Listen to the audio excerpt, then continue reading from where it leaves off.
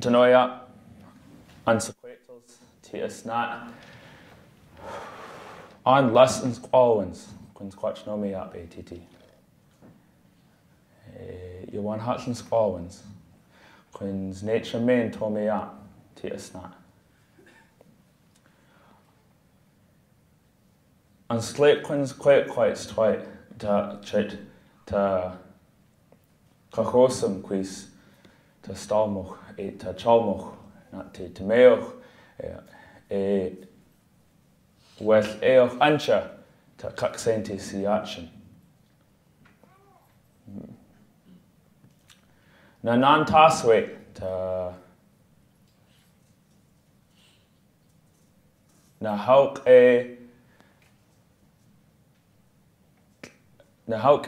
slate quis nas.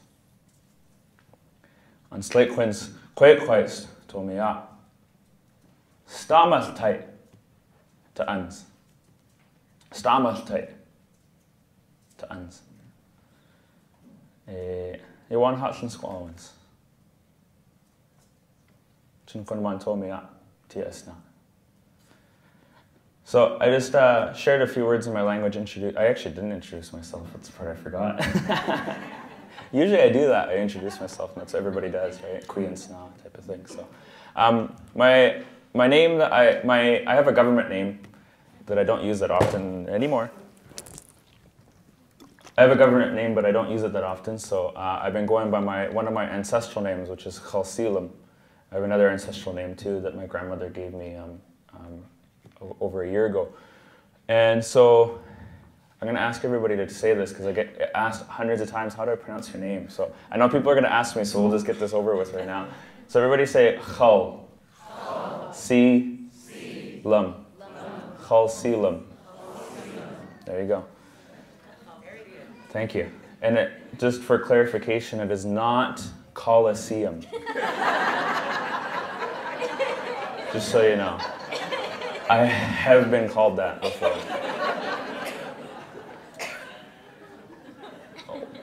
One of the things that I make a point of that I'm doing, which is a point of conflict or disagreement among people, among my own people, and that's changed over times. But I use my what we call Kwashamin, or my ancestral name, more publicly and as my everyday name, as opposed to the government English name that I was given after I was born. Because as one of my friends said to me, by going out in the world and living with that every day, you're going to be inviting a conversation with people. And you're going to be inviting a conversation with everybody you meet, because you're going to meet your name, and they're going to want to either know how to pronounce it or what the history behind it is, or all that kind of stuff. And part of that is I'm run into lots of settlers that can't pronounce Squamish sounds. They're very different sounds. And sometimes there's languages in the world that do pronounce sounds that are really similar. But often I'll run into people and they can't pronounce the sounds.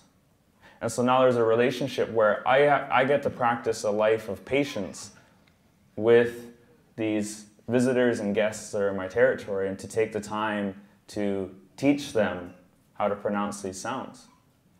And that's an invitation that I'm doing every time that I use this name. And fortunately, my ancestral name isn't the most complicated ancestral name out there. There are others that are much more guttural and complicated and things like that. So you're welcome.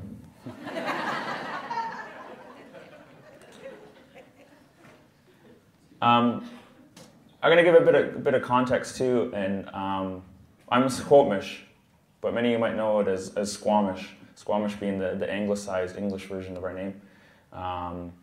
To the south, we have our Chomat. In Squamish, we'd say Chomatsquim. In Hunkamitnam, Chomatsquim. People that live on by the mouth of the Fraser River. And then to the east, we have the Skszwx, also known as a Burrard or Tsleil-Waututh. And so these are the three groups in this area. So when people say Coast Salish territories, it's referring to these three groups from this territory.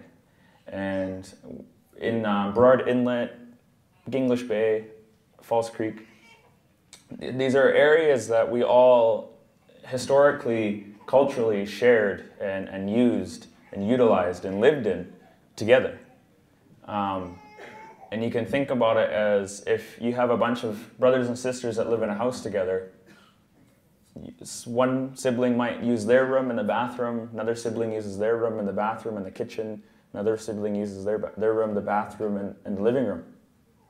But everybody in the house uses the bathroom, or everybody in the house uses the kitchen. So that's the context for this territory. It's three nations that live together, that are interconnected, that are related, that share cultural similarities, also differences, historical differences, all that kind of stuff, but they're like siblings living together. We're all co-Salish. We're all Stalmoch, or Hualmoch, as they'd say in Hunkamitnam. And so you think about this kind of context of living together like this, and you have a process, a legal process that comes in and says, we want you to define where one territory begins and one ends. We want you to define whose is yours and whose is not theirs. We want you to argue and to prove that you're from here and that you're from all these places you say you're from. And so it turns into this thing of competition or conflict, because now you have people impacted by colonization, colonized mentalities, colonized ideas, being forced to have to defend their existence and prove their existence compared to other people that live down the road. So there's it's kind of the historical. A lot of people ask me about that. People wonder about that. Whose territory is this really, or what does that mean, co-Salish? So I wanted to give a bit of context about that, and a bit of context about who I am. So like I said, I'm Sḳwx. I come from the village of Khelsilem. I grew up in North Vancouver, and I'm very glad and proud to be here. As Harsha introduced, I'm a I Don't Know More organizer. I also, for years, have been doing language revitalization, community organizing, both in the cultural sense and the political sense, all that kind of stuff. I got involved in I Don't Know More when things really started to pick up in December. And there was a National Day of Action that was planned for December 10th. And people that organized that, who are now my friends, people I didn't know before that are also I Don't Know More organizers, organized the rally, and I went to it. And then I got home a few days later and I seen a video of a flash mob happening at West Edmonton Mall in Edmonton. And there was 300 people with the singers in the middle, and then 300 people dancing around this huge mall. If anybody's been there, I've been there twice, and it's like a gigantic mall, a big atrium area. And I'm watching this video of these people with their drums and their songs, their pride, their strength, going into this place, which is really odd, and often, I think when you really think about it, at very strict odds with our ideas of indigeneity in terms of consumerism and capitalism and consumption and all this kind of stuff. Very different than some of the teachings that Darla talked about, and some of the teachings that are found in our own history about using what you take and giving back to the land and all that kind of stuff. So it was a very interesting cultural intervention where I've seen Indigenous people going into the space, a very different type of activism or organizing, to bring this message of I Don't Know More to a different mass of people. And I became so inspired by it. And so I was sitting at home and I was actually talking to a few people on Facebook and whatnot, and I said, this is so cool, check this out. And I was like, I want to do this. When should we do this? Let's do one here. Let's do one in BC. Let's do one in Vancouver. And so I started organizing one, and that's how I got involved. That's a bit about my story that I wanted to touch on, and I'm going to explain a little bit about the historical kind of timeline of things and how it started and where it came from and all that kind of stuff. So, and I have my notes on my little computer, my robot here.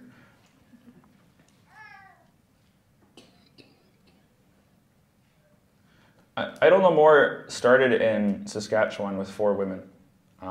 There is Nina Wilson, Sylvia McAdam, Jessica Gordon, and Sheila McLean. And it started in November-ish, and it really began, from my understanding of it, from what I read in the conversations I've had, it began as an opposition to these kind of government bills that were coming up by the Conservative government. And there was the big one that was coming up, which was the Bill C-45. And it dealt specifically with issues around the water, and specifically around changes to the Indian Act and things like that. And so the kind of response was that they were wondering, well, who's speaking out against this? Who's doing anything about this? What are our own people doing about this? What are our chiefs doing about this? What is leadership doing about this? And it started as a response to that in terms of we have to be idle no more, and we're going to take a stand, and we have to declare opposition to these bills that are being passed that are going to impact our lives and our responsibilities as Indigenous people. And so there was Bill C-45, and there was a whole suite of other legislation too.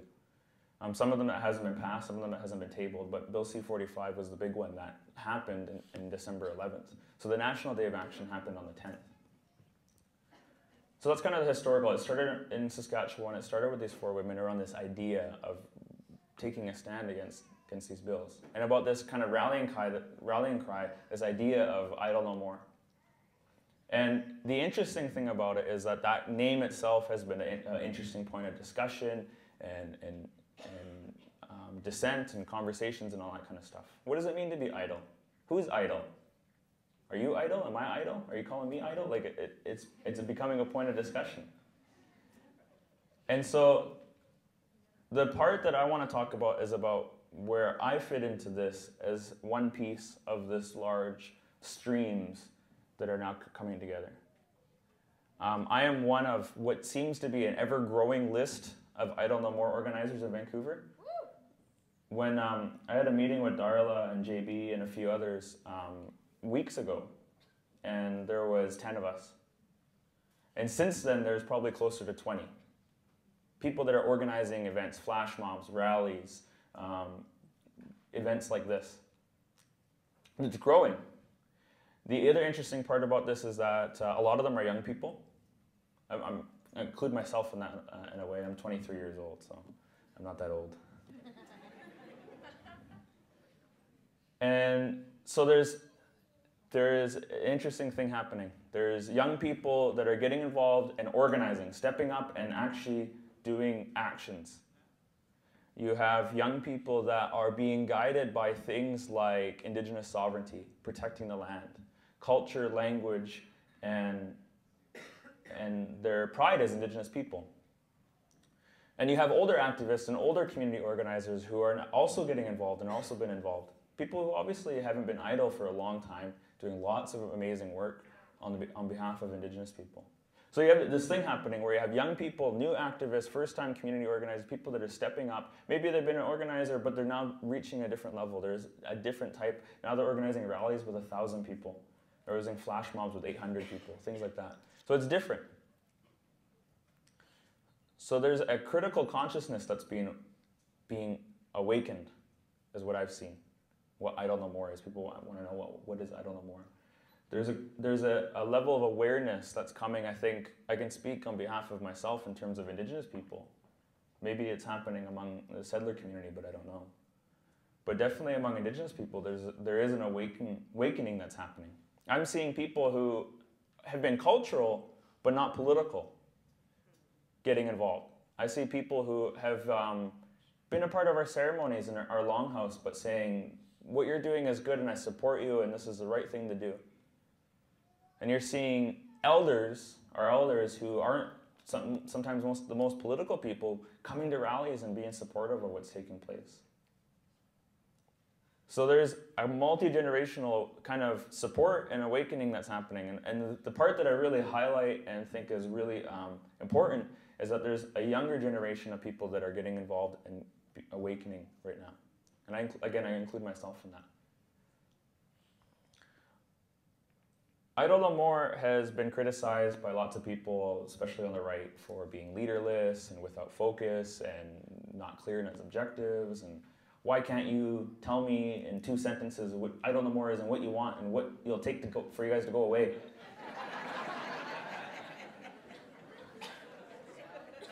Sorry.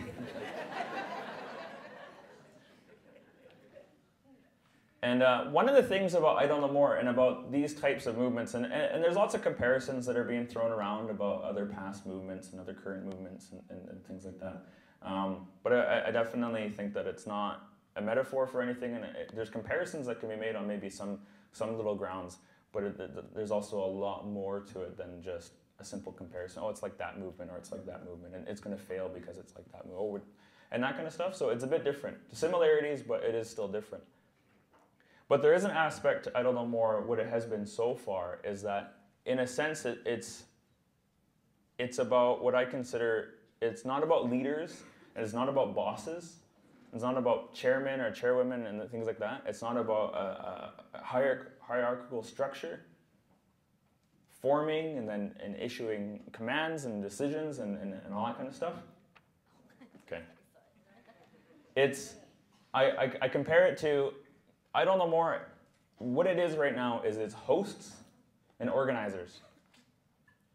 You have people hosting events and organizing events, calling the people together, and letting the work happen.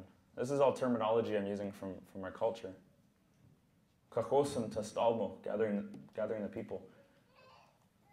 Tla'ashin, going and inviting the people and calling them out, bringing them together. Even things like these kind of traditional concepts that I'm seeing enacted through I Don't Know More. And so in that way, yeah, there is no kind of leaders leading people and appointed and saying and speaking on behalf. I don't speak on behalf of I Don't Know More. I speak on behalf of myself, and I speak on behalf of myself as an organizer in I Don't Know More. And there's a real strength to that, despite what people might critique at this point. There's a real strength in that because of that, like I said, we have 20, 25 organizers. People that are meeting each other for the first time. These are organizers that I've met for the first time, that I'm connecting with. So you have Indigenous people coming together in an unprecedented way, not just locally in Vancouver, but provincially, nationally, globally. Taking action, standing up, bringing the people together, and doing something. Now, the doing something thing is really important. And this is the main thing about what I Don't Know More is, and I always laugh when people say, I don't understand what I Don't Know More is. It feels really simple to me, and I feel like, I don't know if they just haven't like Googled it, or if they haven't gone on YouTube, because there's literally a wealth of information out there. It's like, and that's the other thing, is that the social media aspect of it, there are people pumping out a ridiculous amount of memes and videos and art and all kinds of stuff. There's tons of stuff out there, so I kind of laugh when I hear people say that. I don't know what it is. I Don't Know More at its base is really about Indigenous sovereignty and the protection of our lands, waters, and air. That was kind of what it started from, and a lot of what the organizing has really been about. And so you think about Indigenous sovereignty in the terms of the nation-to-nation relationship, or the treaty to crown relationship, which more so comes up back east than BC, because BC in its historical context of not having treaties. And so you think about just what that means, nation-to-nation relationship, and there's teachings about that too. This is something that's happening, like I said, in a very wide way, and it's still young. We're only a few months into this. The thing that will always happen, and the thing that I think that will make us stronger to be aware of, is that the mainstream will always keep demanding that I Don't Know More focus on the short term. That's all they did for the past 3 weeks before the First Nation with Stephen Harper. Always about the immediate, short-term goals. And the mainstream will always focus on that. And that could be mainstream media, it could be politicians, it could be organizations, it could be just the mainstream, whatever you think of the mainstream. Always focusing on the short term.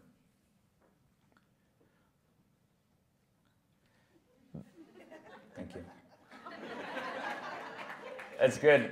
We have a joke that I could be speaking. It'll give me one Squamish minute, and it turns out to be an hour. So. I have a friend who's Scandinavian, and he says that they have a tradition in their culture that anybody's allowed to get up and speak for as long as they want, but they had to stand on one foot. And the moment they had to put their foot down, that's when they're over. So, kind of a time limit to it. That's really good. That's smart. That's Indigenous technology of a different variety. I just want to end with that one idea, though, about I Don't Know More is something that's awakening people, and it's having people stepping up in a new way. There are problems that do exist, and I challenge people not to frame them as problems, actually, that dichotomy of problem-solution. There is something much more complex taking place, and there's something much more complex that exists.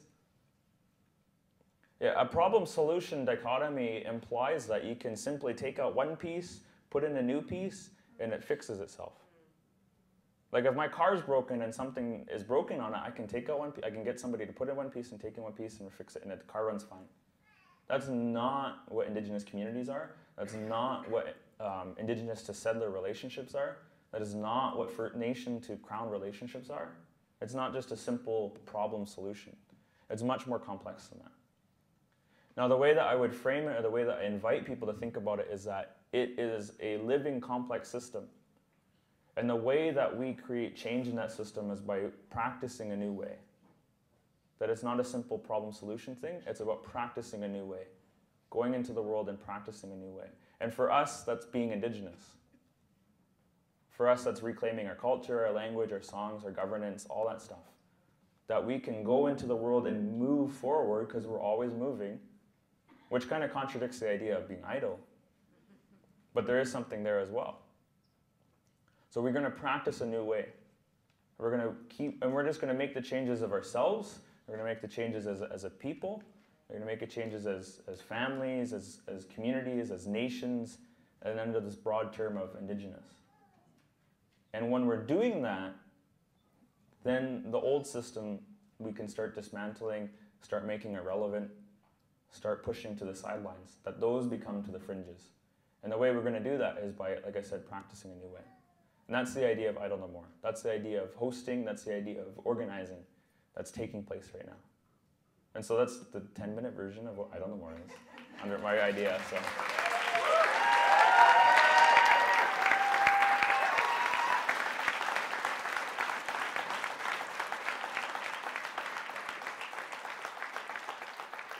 So thank you, everybody, and I'm looking forward to the other speakers.